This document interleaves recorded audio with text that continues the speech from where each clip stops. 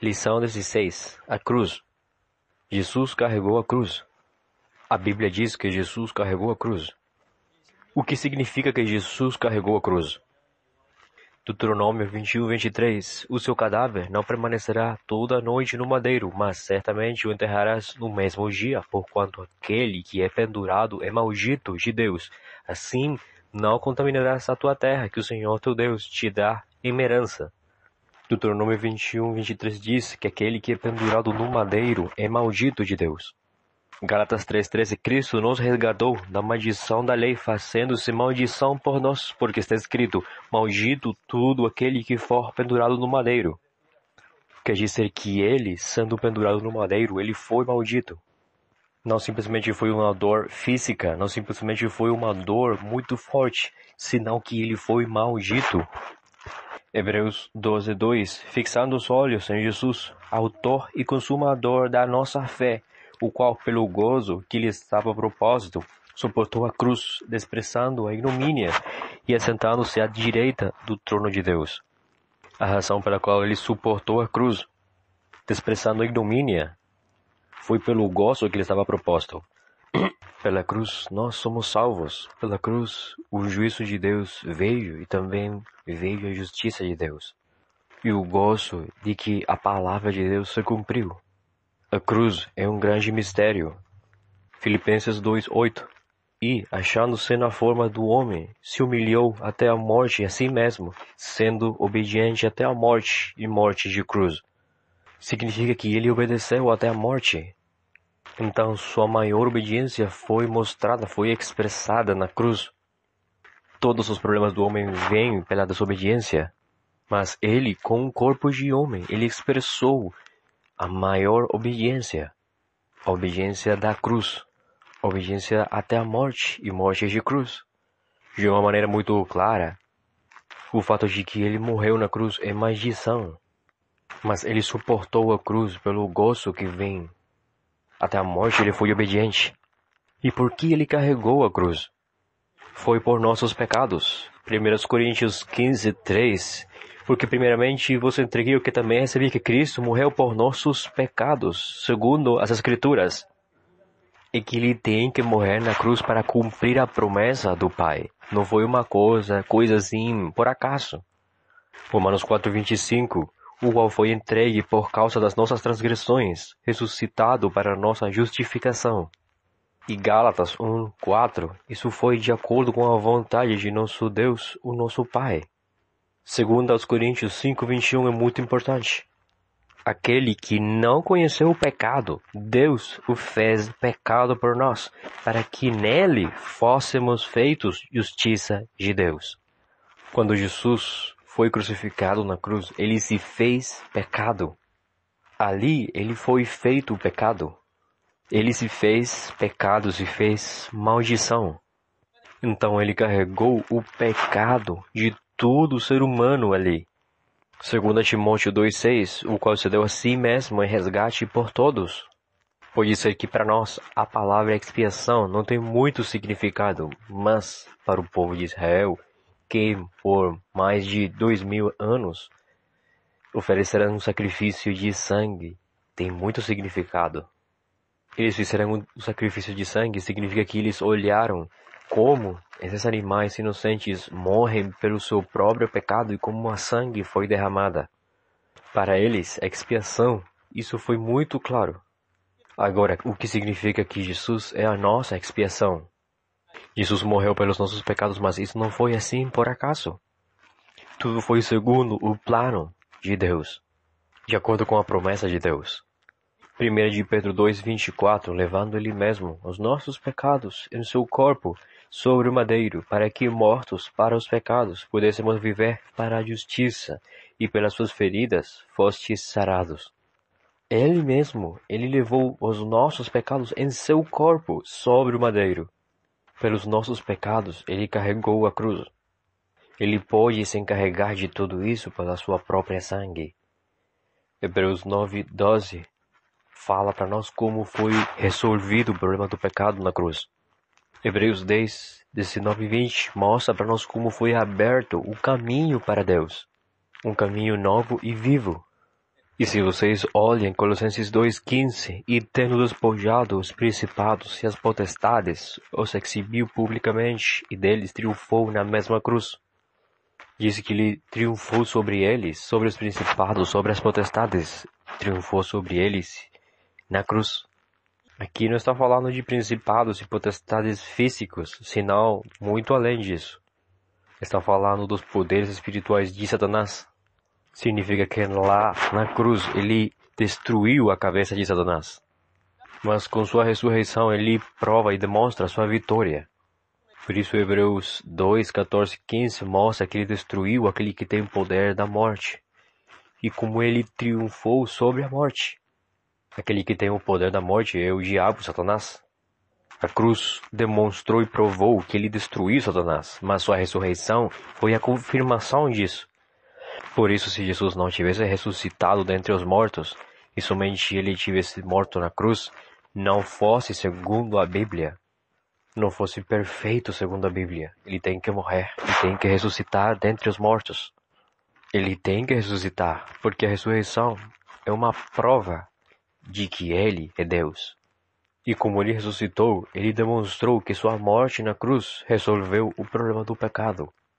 Como a ressurreição, ele também demonstrou que ele venceu, ele destruiu Satanás, que tem o império e o poder da morte, e ele destruiu também as forças da morte. Através da sua ressurreição, ele abriu o caminho da esperança para a nossa ressurreição. Claramente, como a cruz, ele destruiu a Satanás. Na cruz, ele destruiu Satanás, destruiu o poder da morte, mas a sua ressurreição é a prova disso. É muito importante entender tudo isso claramente. Colossenses 1:20, e que, havendo por ele feito a paz pelo sangue da sua cruz, por meio dele reconciliasse consigo mesmo todas as coisas, tanto as que estão na terra como as que estão nos céus. Diz que ele fez a paz pelo sangue da sua cruz, e ele reconciliou consigo mesmo todas as coisas. Romanos capítulo 8, versículo 3 até o 4, tem uma profundeza muito impactante.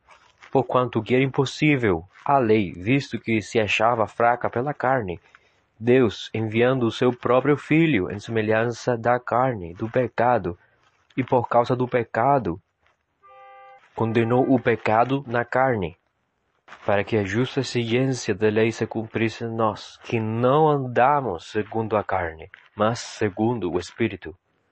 Nenhum homem pode cumprir a lei 100%. Nem falar de 100%, provavelmente nem 10% podemos cumprir a lei. É porque o homem é muito fraco. O homem não tem poder nenhum para fazer o bem.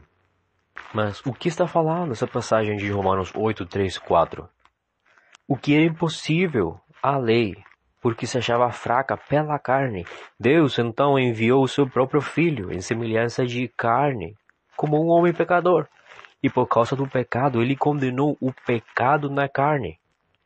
Para resolver o problema do pecado, Deus enviou seu Filho para resolver esse problema tão ruim e grande do pecado. Agora a cárcere do pecado é este corpo de carne. Por que Deus fez isso? Para que a justa exigência da lei se cumprisse em nós. Então nós agora não andamos segundo a carne. Andamos segundo o Espírito. Podemos ver dois grandes significados aqui. O primeiro é que nós, como homens, como seres humanos, não podemos cumprir a lei. Mas Deus enviou seu Filho, e Ele está dentro de nós, através da fé que Jesus é o Cristo.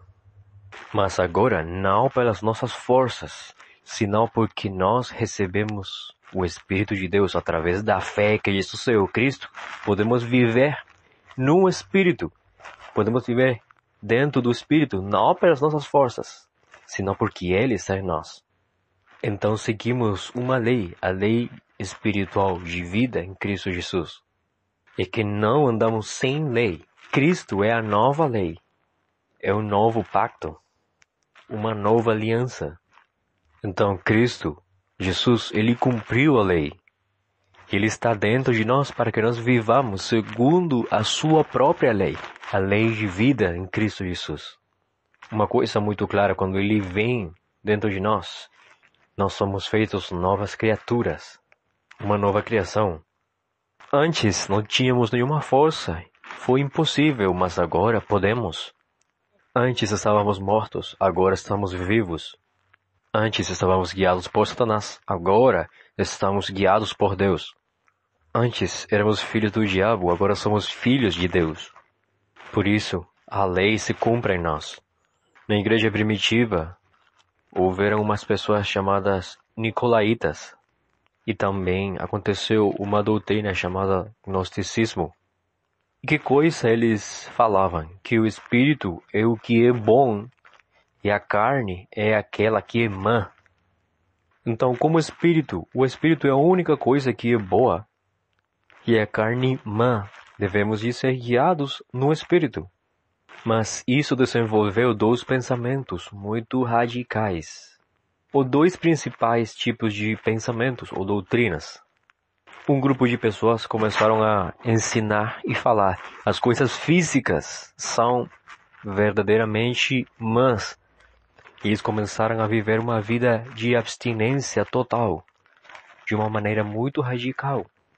E também surgiu outro grupo que falava: tá, a carne é má, mas o espírito é bom, é puro, e o espírito está dentro de nós. Então, podemos viver na carne, fazendo todo tipo de coisas, o que nós queremos de fazer, que isso não afeta o nosso espírito que está dentro de nós, porque o espírito é espírito, e a carne é a carne.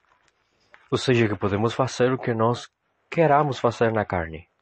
Eles falavam: nós somos salvos pelo espírito. Podemos viver fisicamente como nós desejamos viver na carne. E isso não afeta a nossa salvação. Não afeta a salvação de nosso espírito. Eles falavam isso, os nicolaítas. Eles louvavam na igreja, eles falavam de Deus na igreja, pregavam, mas depois da igreja, do culto, saíam e começavam a viver como qualquer um dos não crentes. Todo tipo de prazeres e luxúrias. É porque eu vejo que a carne é má, que a carne é perversa. Eu vejo isso. Mas minha salvação é espiritual. Então, eu vou para o mundo. Posso beber, posso ter todo tipo de luxúrias e viver todo tipo de coisas que isso não afeta minha salvação. É porque a salvação é espiritual. Irmãos, Satanás é muito inteligente. Sim, pela fé de Jesus Cristo, eu sou salvo. Não tenho mais nenhum problema. Sou salvo. Aleluia. Então, eu posso fumar um cigarro, que isso não tem nada a ver com a minha salvação. Posso beber cerveja, isso não tem nada a ver com a minha salvação. Só um pouquinho de corrupção, a minha salvação não vai desaparecer. As pessoas começaram a pensar assim. Os nicolaítas fizeram isso.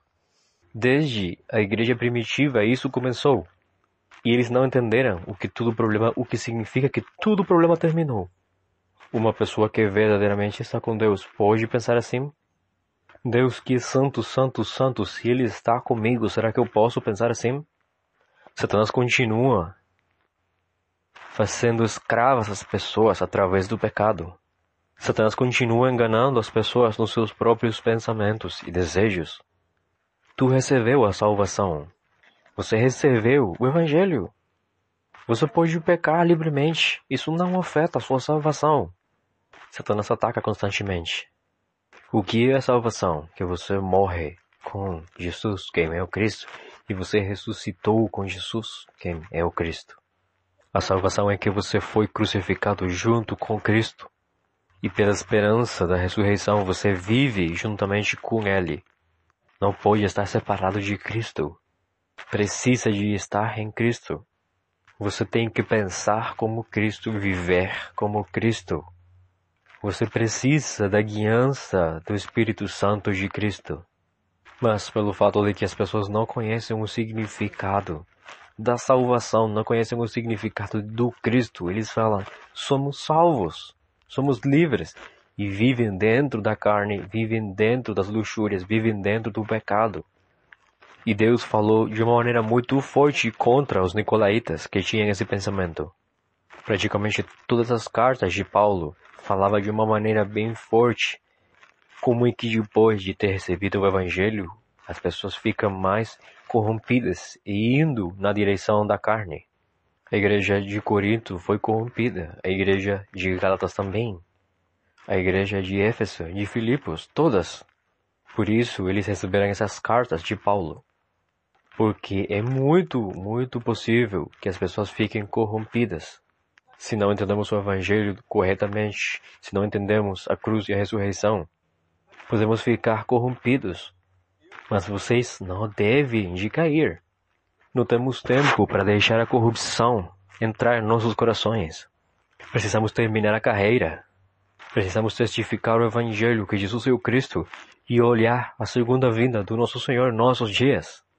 Por isso temos que parar todo tipo de ataques de Satanás.